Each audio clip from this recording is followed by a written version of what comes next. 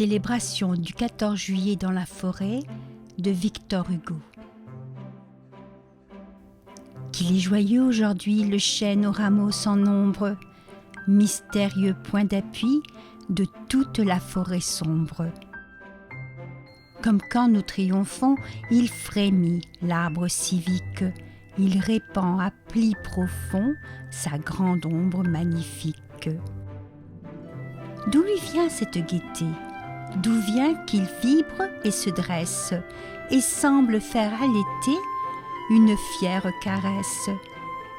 C'est le 14 juillet, à pareil jour sur la terre, la liberté s'éveillait et riait dans le tonnerre. Peuple, à pareil jour, râlait le passé, ce noir pirate, Paris prenait au collet la Bastille scélérate. À pareil jour, un décret chassait la nuit de la France, et l'infini s'éclairait du côté de l'espérance. Tous les ans, à pareil jour, le chêne odieux qui nous crée envoie un frisson d'amour et rit à l'aube sacrée.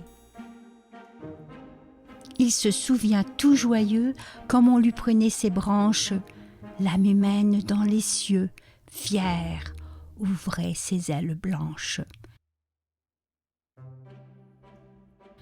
Car le vieux chêne est gaulois, il hait la nuit et le cloître, il ne sait pas d'autre loi que d'être grand et de croître.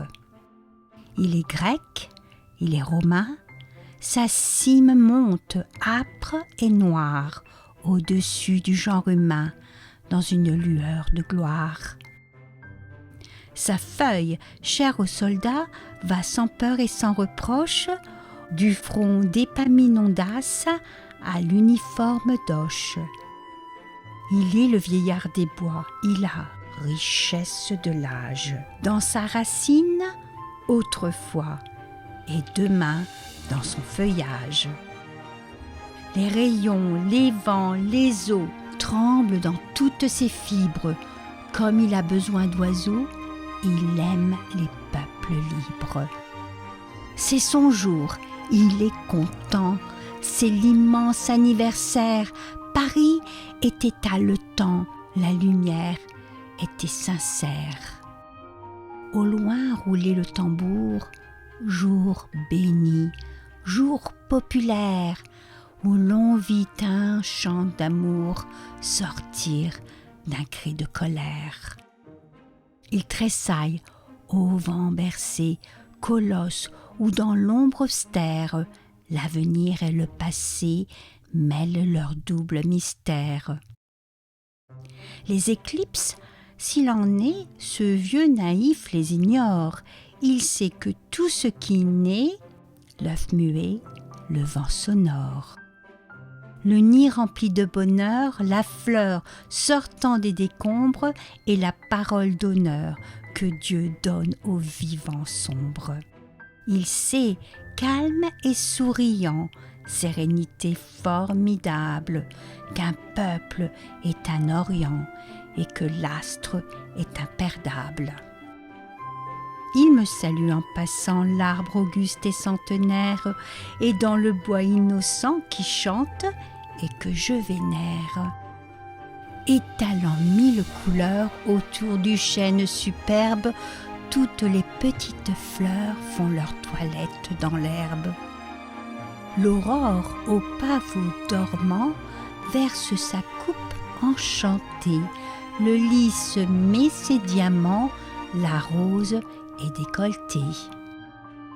Par-dessus l'étain fleuri, la violette regarde, un encens sort de l'iris, l'œillet semble une cocarde. Aux chenilles de velours, le jasmin tend ses aiguillères, la reine compte ses amours et la garance ses guerres.